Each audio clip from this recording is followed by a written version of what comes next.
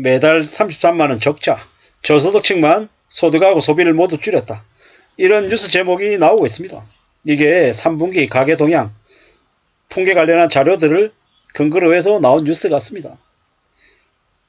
1분위의 가구는 지갑도 닫았고 오직 생필품만 산다고 합니다. 1분위의 소득은 0.7% 줄었고 5분위의 소득은 4.1% 늘었답니다. 4.1% 늘어서 1084만원인가? 예, 소득이 된다고 하더라고요. 1인 1분위는 110만원인가 120만원인가 그 정도밖에 안 되고요. 어떻게 그거 받아서 사나? 라는 생각이 들 정도로 되게 간격이 많이 벌어져 있죠. 씁쓸합니다. 저게 현재 대한민국의 모습인 것 같습니다. 앞으로 우리네 삶이 어떻게 되겠습니까? 여기 보니까 섹데이라고 되어 있는 거 보니까 신세계 전단지네요. 요새 이마트 그 전단지를 열어봐도 그다지 싼 게 안 보이는 것 같습니다. 되게 두드러지게 이거 꼭 사야겠다 괜찮다 이런 느낌이 안 드는 거죠. 10년 전 이마트 전단지나 지금 보는 이마트 전단지나 그다지 별 느낌이 없습니다. 사람들이 이제 이마트 가서 물건을 산다 별로 그런 것 같지도 않습니다. 쿠팡 이용하고 네이버 쇼핑 이용하고 아니면 다른 이커머스 몰 이용해서 택배로 받는 게 일반적이지 그다지 이렇게 대형마트 가서 물건 사고 하는 게 좀 잘 없는 것 같습니다. 앞으로 점점 더 그러하겠죠. 두고 봐야죠. 기다려야죠. 사는 게 어떨지는 더 많은 생각들을 하게 되는 것 같습니다. 앞으로 이제 2024년, 5년, 6년, 이 3년 동안, 최소 3년 동안 경제가 무지하게 안 좋아질 것 같은데 어떻게 되겠습니까? 두고 봐야죠.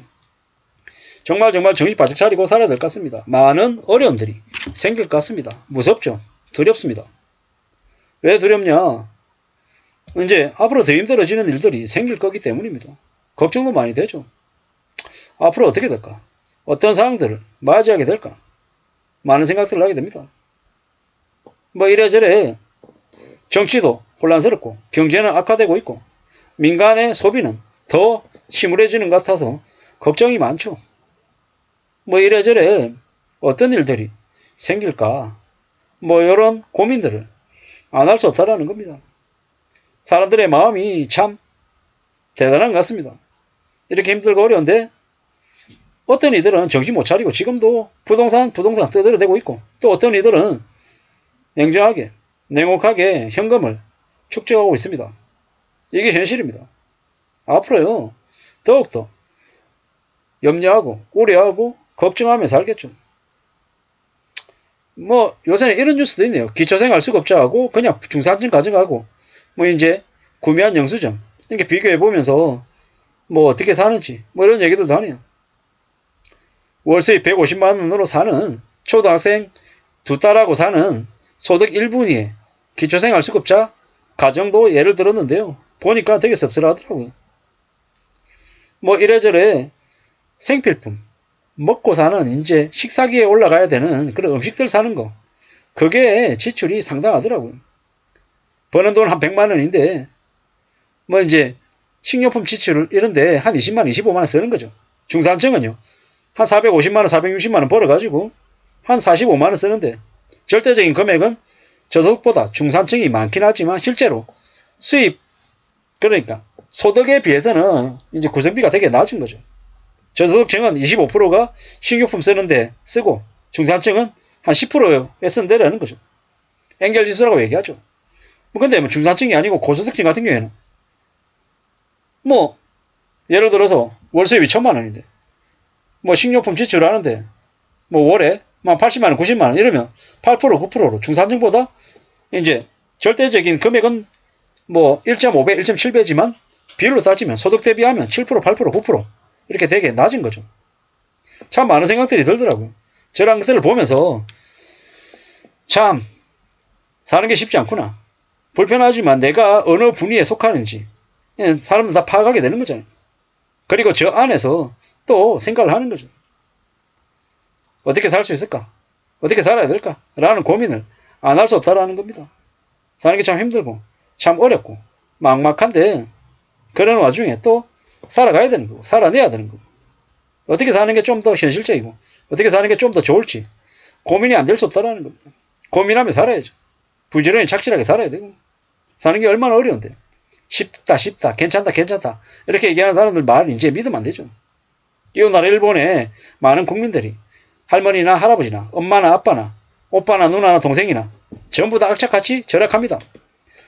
출퇴근을 등하교를 자전거로 하고 도시락 싸다니고 커피는 텀블러에 음료수는 텀블러에 넣어서 물이나 차 같은 거 이렇게 해서 마시고 다니고 그러고 사는 사람들이 경제적으로 안정이 될 수밖에 없다는 겁니다. 당장은 별로 티가 안 나겠지만 그게 1년 되고 3년 되고 5년 되고 10년 되면 어떻게 된다? 20년 되면 어떻게 된다? 그렇게 안정적으로 자력으로 저축하고 건금절약해서 사는 사람들이 잘 된다라는 거죠. 잘 될 수밖에 없다라는 거죠. 길이 열릴 수밖에 없다라는 거죠. 그런 모습을, 그런 생각을 잘 살펴보면서 우리는 살아야 될 것 같습니다. 그렇게 살아야 된다라고 감히 말씀드리고 싶습니다. 앞으로 우리가 살아가는 삶은 참 많이 어려울 겁니다. 많이 힘들 겁니다. 그러면 보통의 사람들이 살아낼 수 있는 길이 뭐겠습니까? 절약하는 거. 함부로 허튼데 돈 쓰지 않는 거죠. 그렇게 지내야 삶을 지킬 수 있을 거다라고 생각합니다. 삶을 지킨다라는 게 참 쉽지 않죠. 참 힘들고 어렵습니다. 축적해야죠. 다듬어내야죠. 그래야 될 겁니다. 부지런히 움직여야죠. 살아가는 게 우리의 삶의 모습이 참 어렵더라. 쉽지 않더라. 하지만 그걸 다 받아들이고 인정하고 가야죠. 그래야 많은 것들을 이뤄낼 수 있을 것 같습니다.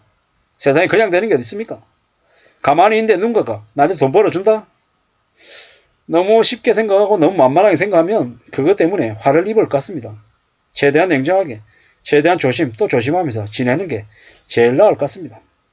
그래야 삶이 시켜지지 않겠냐라는 겁니다. 그렇게 움직이자고. 그렇게 마음먹어보자라고 감히 말씀드리고 싶습니다. 1분위에 속하는 사람들 참 힘들고 어렵죠. 저런 이들이 적어야 그리고 5분위에 속하는 이제 계층에 있는 사람들이 정말로 노력을 해서 저 소득을 하고 있는 건지 아닌지 참 많은 생각들을 하게 되죠. 누구나 다 5분위에 속하고 싶고 1분위에 속하고 싶지 않을 겁니다. 그런데 참 쉽지 않다라는 거. 평균으로 따지면 500만원 벌어서 280쓰니까 220만원이 남는 건데 실제로 따져보면 4분위와 5분위에 남는 돈이 더 많은 거고 수입도 더 많고 지출도 많지만 수입 대비 지출이 상대적으로 율이 낮기 때문에 남는 돈이 더 많네요. 참 평균의 암정 같다라는 생각도 들기도 하고 저소득층을 어떻게든 중산층으로 끌어올려야 되는 숙제 그리고 고소득 4분위와 5분위에게 어떻게 이제 분담하게끔 할지에 대한 논의 이런 것들이 필요하지 않겠냐는 생각도 들었습니다. 누구나 다 세금 더 내라 그러면 다 싫어하죠. 직접 세든 간접 세든 세금에 대한 부분들도 고민이 필요하고요.